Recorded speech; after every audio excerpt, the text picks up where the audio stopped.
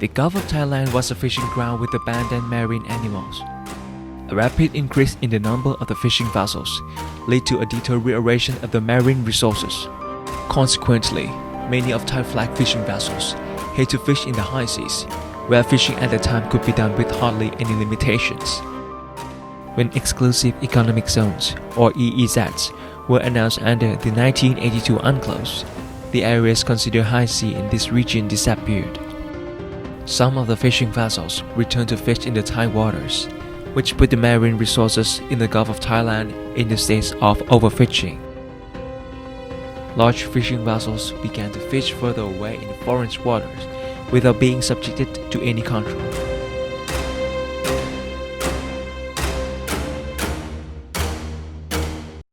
The expansion of the fishing activities in the past became the main reason behind the problem, which had grown in severity since 1997. Marine resources in Thai waters began to deteriorate.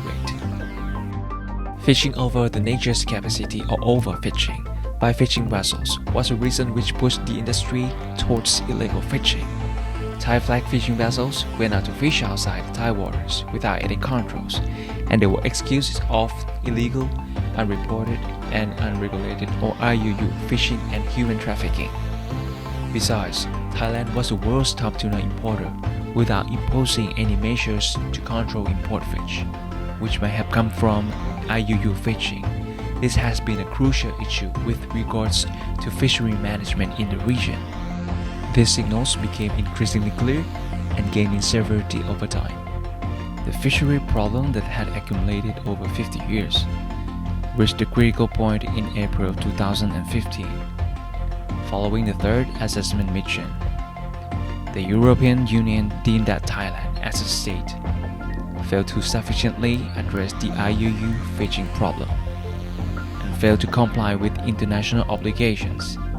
As a result, the European Union notified Thailand of the yellow card or the warning of Thailand possibly becoming a non-cooperating country.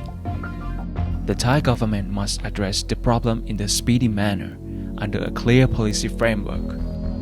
The first to do is to issue the Royal Ordinance on Fishery 2015 in accordance with UNCLOS 1982, which enables Thailand to comply with the relevant international obligations.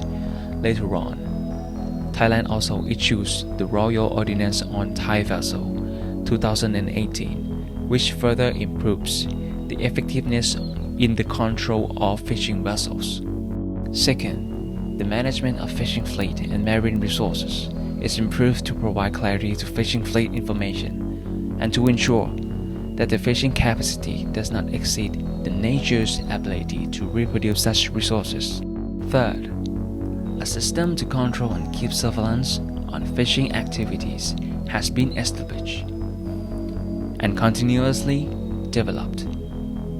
Technology has been introduced to improve the system's effectiveness and to connect with other countries under the Port States Measures Agreement framework.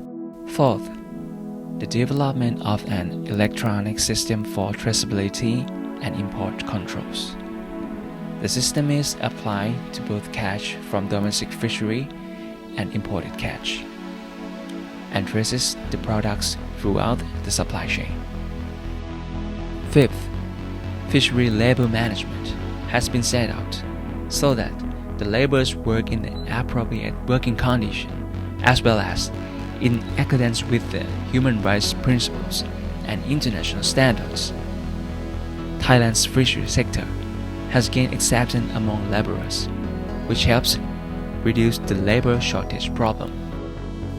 Sixth, the effectiveness of law enforcement is emphasized in both criminal and administrative procedures. Seventh, improvements are made to the effectiveness of relevant organizations. Particularly, the Department of Fishery as it is the core agency whose missions have been altered. Most important in the fight against IUU fishing is the participation by the fishermen, cooperation from both artisanal and commercial fishermen is key for Thailand's ability to gain success in this fight against IUU fishing in such a short period of time. The results: a clear testament that Thailand's actions strictly conform to the international standards and strongly geared towards sustainability is the European Union's lifting of the yellow card that had previously been issued to Thailand.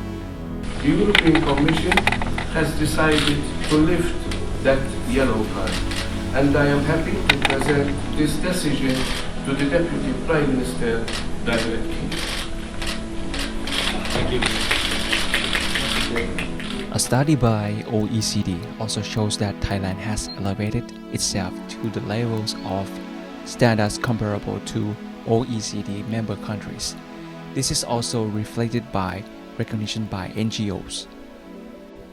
The most important outcomes, the main objectives of the actions taken by Thailand, are the increase in marine resources in Thai waters and the fair allocation of these resources. การทำงานฟื้นฟูเหล่านี้เนี่ยทำให้คนในหมู่บ้านเองก็มีจิตสำนึกในการที่จะมาช่วยกันหาความรู้เติมเต็มเรื่องทะเลมันก็สามารถที่จะตอบโจทย์ได้ว่าสิ่งที่เราทำเนี่ยมันก็สามารถที่จะทำให้ทะเลเนี่ยมันสมบูรณ์ได้แล้วรายได้ทุกคนก็มันก็เพิ่มขึ้นมาเรื่อยๆเรื่อยๆ